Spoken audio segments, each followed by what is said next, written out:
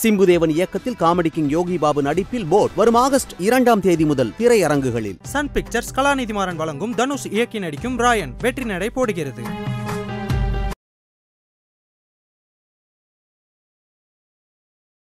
நகையில் இன்வெஸ்ட்மெண்ட்டாக போனாலும் நீங்கள் சொல்கிற மாதிரி பீஸா வாங்கி வைக்கிறது இல்லை. அவங்க வந்து ஆபரணமாக தான் தேடி நாடி போகிறாங்களே. இன்வெஸ்ட்மெண்ட்டாக வாங்குறத விட்டுட்டுங்க அதில் கல் வச்சிருக்கான்னு பார்க்குறதுங்க. அவங்க கொண்டு போய் ரீசேல் பண்ணும்போது அதை உருக்கிடுவாங்க.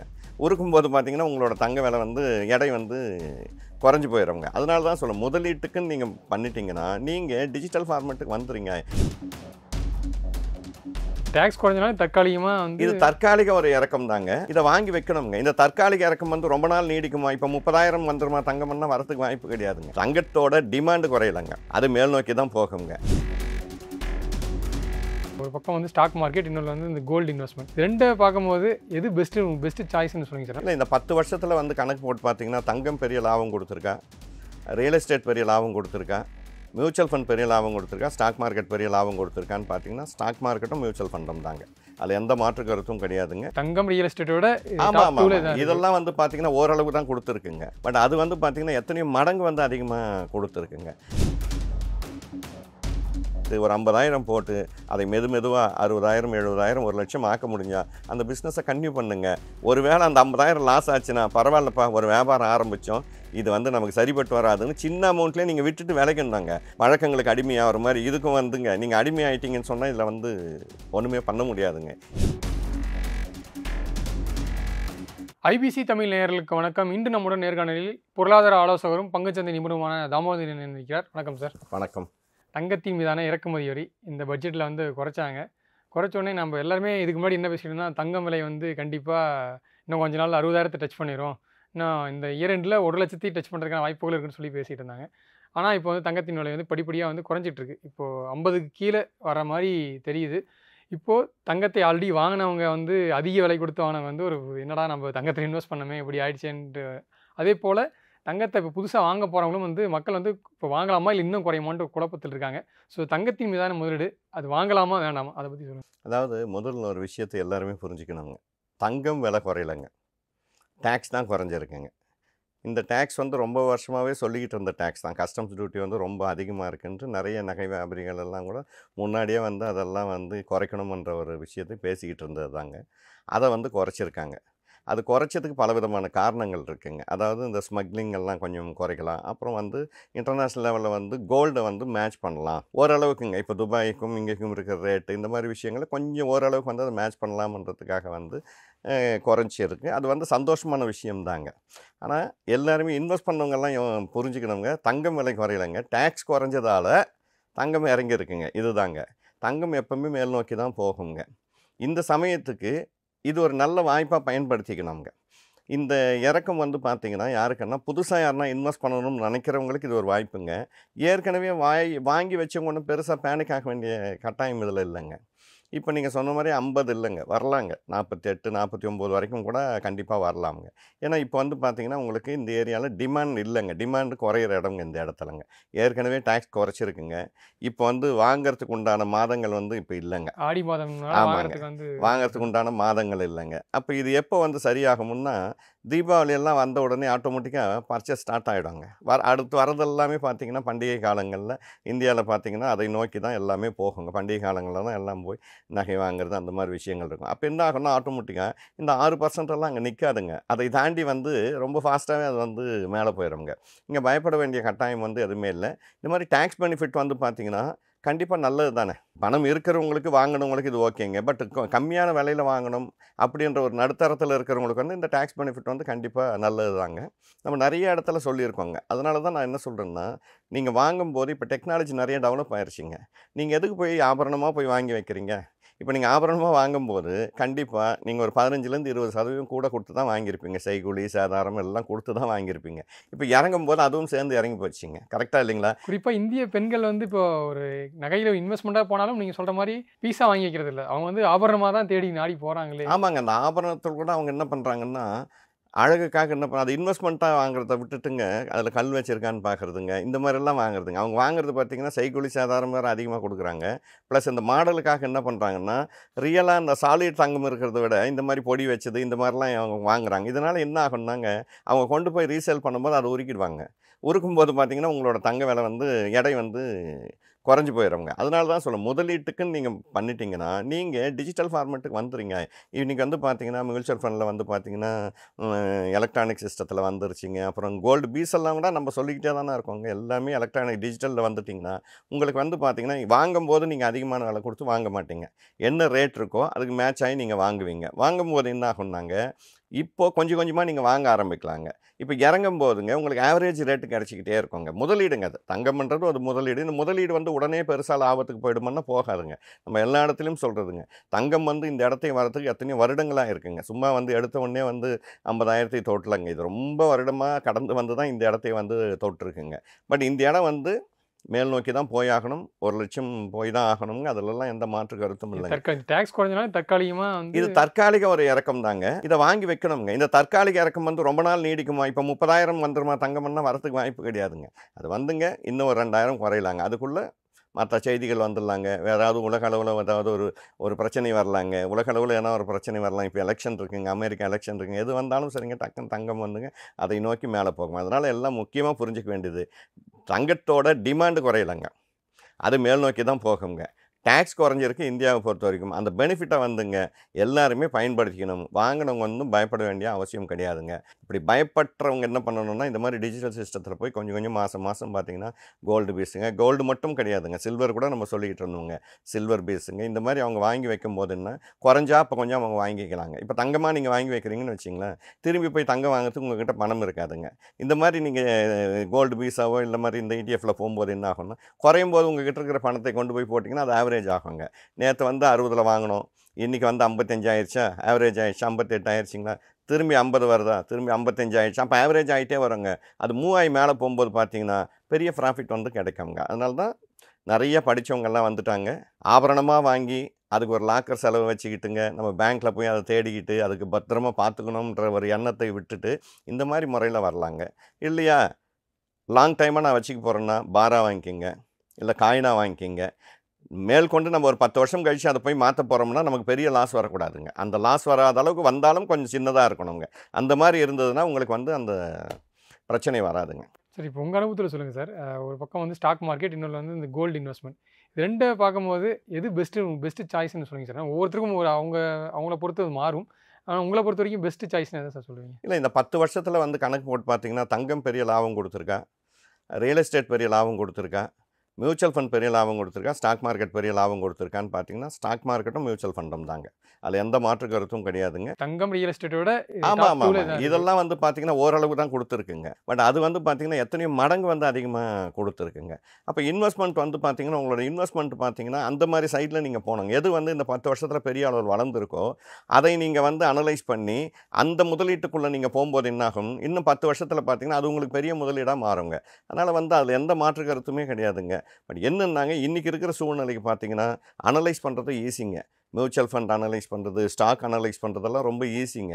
இங்கே வந்து எதுவும் ஏமாறத்துக்கு உண்டான வாய்ப்புகள் கிடையாதுங்க. ஏன்னா நம்ம வாங்க போகிற நிறுவனங்கள் வந்து நல்ல நிறுவனங்களுங்க. நான் உதாரணத்துக்கு சொல்கிறேங்க, இன்றைக்கி வந்துங்க ஒரு இண்டிவிஜுவலாக இப்போ ஐடியில் ஒர்க் பண்ணுறாங்க, நல்ல நாலேஜ் இருக்கிற பேங்க்கில் ஒர்க் பண்ண எல்லாமே இருக்காங்க. இப்போ இவங்கெல்லாம் வந்து பார்த்தீங்கன்னா ஒரு ஸ்டாக் அனலைஸ் பண்ணுறது ஒன்றும் தவறு இல்லைங்க.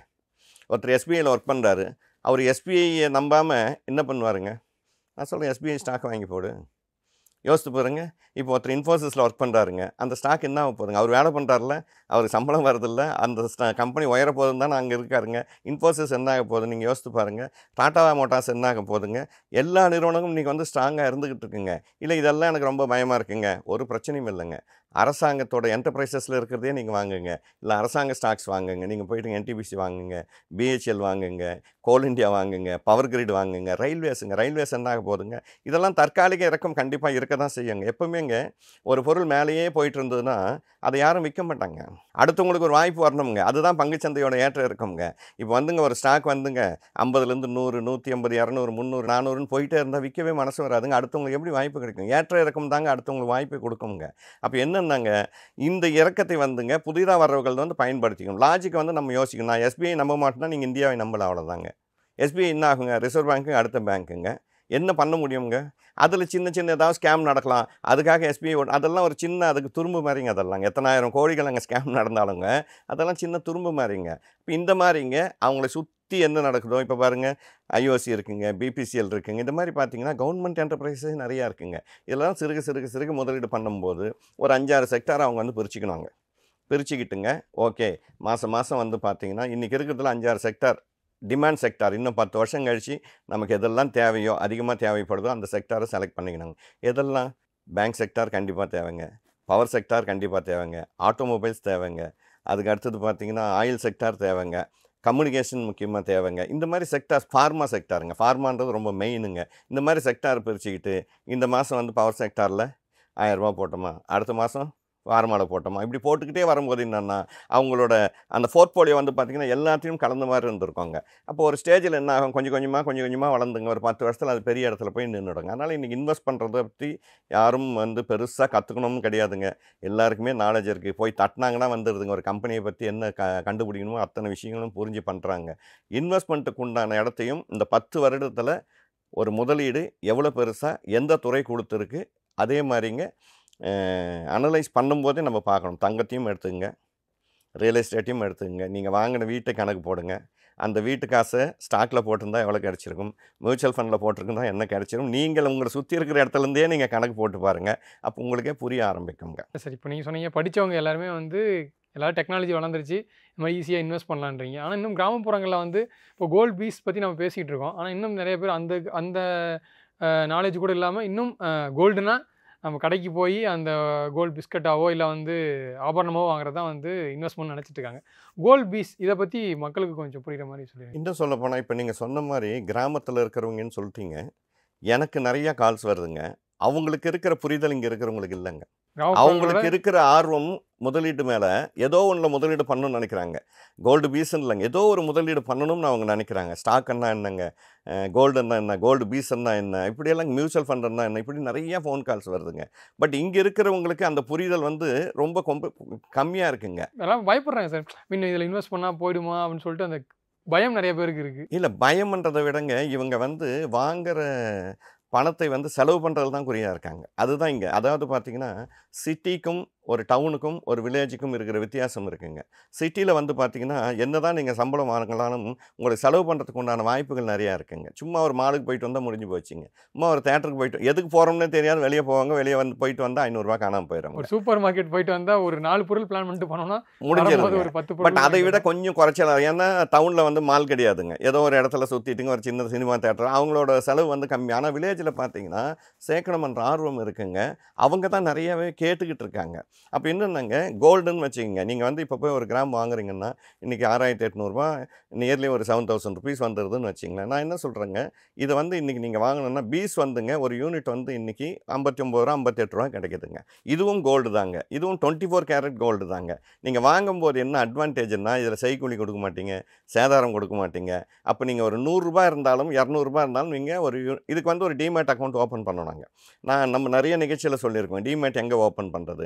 நீங்கள் எந்த இடத்துல அக்கௌண்ட் வச்சுருக்கீங்களோ, பேங்க் அக்கௌண்ட் வச்சுருக்கீங்களோ அங்கேயே போய் ஒரு டிமேட் ஓப்பன் பண்ணுங்கள். இல்லை உங்களை சுற்றி இருக்கிற நகரத்துலேயோ புரோக்கர்ஸ் எல்லாம் இருப்பாங்க, நிறைய சப் புரோக்கர்ஸ் இருப்பாங்க, ஸ்டாக் மார்க்கெட் புரோக்கர்ஸ், அவங்கக்கிட்ட போய் கேட்டிங்கன்னா அவங்க வந்து கண்டிப்பாக வந்து அக்கௌண்ட் ஓப்பன் பண்ணி தருவாங்க. அதிலிருந்து நீங்கள் முதலீடு பண்ணுங்கள். அப்போ பார்த்தீங்கன்னா ஒரு 100 ரூபா இருந்தால் கூட நம்ம வந்து இன்றைக்கி வந்து கோல்டு வாங்கலாங்க.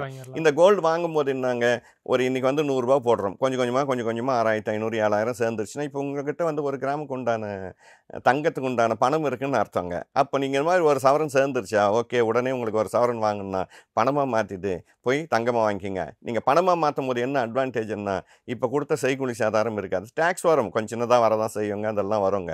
பட் இவ்வளோ பெரிய பாதிப்பு அங்கே வராதுங்க.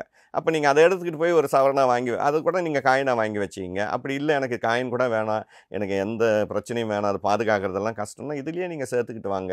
ஒரு 10 வருஷம் 20 வருஷம் கழித்து பார்த்தீங்கன்னா கண்டிப்பாக உங்கள் பையனுக்கோ பொண்ணுக்கோ அது தேவைப்படும் போது நீங்கள் பணமாக கொடுங்க. அதை அவங்க நகையானா வாங்கிக்கிட்டோம், இல்லை வேறு எதனா வியாபாரத்துக்கு எடுத்துக்கிட்டோம், என்னென்னா பண்ணிக்கிட்டு போட்டோமேங்க. ஏன்னா முதலீடுன்றது என்ன நமக்கு கிடையாதுங்க, நம்மளோட சந்ததிக்குங்க. கரெக்டாக இல்லைங்களா? 10 வருஷம் கழிச்சு நான் என்னோட சந்ததி கொடுக்க போறேன்னும் போது, இப்போ இருந்தே நீங்க வந்து சேர்த்து வச்சுக்கிட்டு வாங்க. அன்னைக்கு போய் பணமா கொடுங்க. இன்னைக்கு நீங்க அவங்களுக்காக வந்து உங்களுக்கு பிடிச்ச நகையெல்லாம் வாங்கி வச்சுக்கிட்டுங்க, அவங்க கையில கொடுக்கும்போது அதில 30% 40% கரைய போகுதுங்க. அது உங்களுக்கு வந்து வேஸ்ட்டு தாங்க அதுங்க. அதனால அந்த மாரி பண்ணணுங்க. ஸோ இப்போ கோல்ட் பீஸ் பற்றி சொன்னீங்க சார். அதை தாண்டி இந்த நகை பத்திரம், ஸோ அது எந்த அளவுக்கு சார்? இதை கம்பேர் பண்ணும்போது நகை பத்திரம் எந்த அளவுக்கு பெட்டர்? நகை பத்திரம்ன்றது வந்து பார்த்தீங்கன்னா, எங்க சாவரின் கோல்டு பாண்டெல்லாம் ஓகே தான். அதெல்லாம் ஒண்ணும் பிரச்சனை இல்ல. இப்ப அந்த டாக்ஸ் விஷயத்துலலாம் கூட கொஞ்சம் இதுவா இருக்குங்க. இது வந்து பார்த்தீங்கன்னா, அரசாங்கம் குடுக்குற ஒரு இதுங்க. நம்ம அதில தான் போய் இன்வெஸ்ட் பண்ணணும் அப்படின்லாம் ஒண்ணும் கிடையாதுங்க. நான் என்ன சொல்றேன், இந்த மாரி வந்து கோல்டு பீஸ்லயே கூட நீங்க வாங்குறீங்கன்னாங்க, ஒரு 1 கிராம் 2 கிராம் சேர்ந்துருச்சுன்னா, அத அப்படியே நீங்க வந்து பாண்டா கூட வாங்கி வைங்க. அது வந்து 8 இயர்ஸ்க்கு வந்து நமக்கு வந்து லாக்இன் பீரியட் இருக்குங்க. அத வாங்கும்போது அந்த 2.5% இன்ட்ரெஸ்ட் வந்து ஆட் ஆகி வருங்க. அந்த இன்ட்ரெஸ்ட்டுக்கும் இந்த வாட்டி வந்து இது பண்ணியிருக்காங்க. பெனிஃபிட் இல்லாம தான் பண்ணியிருக்காங்க. அதனால வந்து பார்த்தீங்கன்னா, இதில வர்றத நீங்க வந்து பாண்டா வந்து நீங்க மாத்திக்கலாங்க. இல்ல எனக்கு இதெல்லாம் ரொம்ப பயமா இருக்கு, இந்த கோல்டு பீஸ் வாங்குறதெல்லாம் அப்படின்றவங்க என்ன பண்ணலாம், நேராவே இந்த வருஷத்துக்கு 2, 3, 4 முறை ஓப்பன் ஆகும்போதுங்க, அவங்க போய் சாவரின் கோல்டு பாண்ட்ல வந்து இன்வெஸ்ட் பண்ணிக்கலாங்க. சரி, இப்போ நம்ம இதை பற்றி பேசிகிட்டு இருக்கும்போது இன்னொரு சைடு என்ன செய்திகள் வந்துட்டு இருக்குன்னா, அந்த ஒரே நாடு ஒரே நகை விலை இதை நிர்ணயிக்கிறதுக்கும் பின்னாடி வேலைகள் போயிட்டு இருக்குன்றாங்க. ஸோ அந்த மாதிரி ஒரே நாடு ஒரே நகை விலை வந்தால் எந்த அளவுக்கு ஒரு இல்ல அது advantageous எஃபெக்டிவா இருக்கும்? தானே இருக்கும். கண்டிப்பா எஃபெக்டிவா தான் இருக்கும். இப்ப நீங்க பார்த்தீங்கன்னா, துபாய்க்கும் இங்கேக்கும் வந்து பார்த்தீங்கன்னா, கொஞ்சம் ரேட் வந்து மேட்ச் ஆயிருக்குங்க. இப்ப நீங்க துபாயிலிருந்து அந்த கடல் தங்கம் வர்றது பார்த்தீங்கன்னா, எதுக்காக அங்க வாங்குவாங்கன்னா, அங்க குவாலிட்டி நல்லா இருக்குன்னு வாங்குவாங்க. அந்த குவாலிட்டியும் இங்க வந்து கேரண்டி ஆயிடுச்சுன்னு சொன்னா, அங்கேருந்து எடுத்துக்கிட்டு வர்றது வந்து குறைய ஆரம்பிக்குங்க. ஒரே நாடு ஒரே விலையில இருக்கும்போது பார்த்தீங்கன்னா, எல்லா இடத்துலயும் ஒரே ரேட் இருக்கும்போது கண்டிப்பா நல்லது தாங்க. இது ரொம்ப வருஷமா சொல்லிக்கிட்டே இருக்காங்க. பட் அதை செயல்படுத்த முடியுமா? செயல்படுத்துவாங்களான்னு தெரியலங்க. கண்டிப்பாக இப்போ சென்னைக்கும் டெல்லிக்குமே வந்து நகை விலையில் வந்து வித்தியாசம் இருக்குங்க. வித்தியாசம் இருக்குங்களா? இருக்குங்க. அப்ப பாருங்க, நம்ம சென்னைக்கும் டெல்லிக்குமே வித்தியாசம் இருக்கும்போது, அதர் கண்ட்ரிக்கு வித்தியாசம் இருக்காதா? இருக்குமா இருக்காதா? அதனால தானே உங்களுக்கு கடத்தல் வந்து அதிகமாகுதுங்க. அப்ப அதை வந்து சமச்சீர் ஆக்கணுங்க இவங்க. கண்டிப்பாக சார். நேரம் ஒதுக்கி பல தகவலை எங்களோட ஷேர் பண்ணிட்டீங்க. Thank you for time sir. நன்றி. சிம்புதேவன் இயக்கத்தில் காமெடி கிங் யோகி பாபு நடிப்பில் போட் வரும் ஆகஸ்ட் 2ஆம் தேதி முதல் திரையரங்குகளில். சன் பிக்சர்ஸ் கலாநிதி மாறன் வழங்கும் தனுஷ் இயக்கி நடிக்கும் ராயன் வெற்றி நடை போடுகிறது.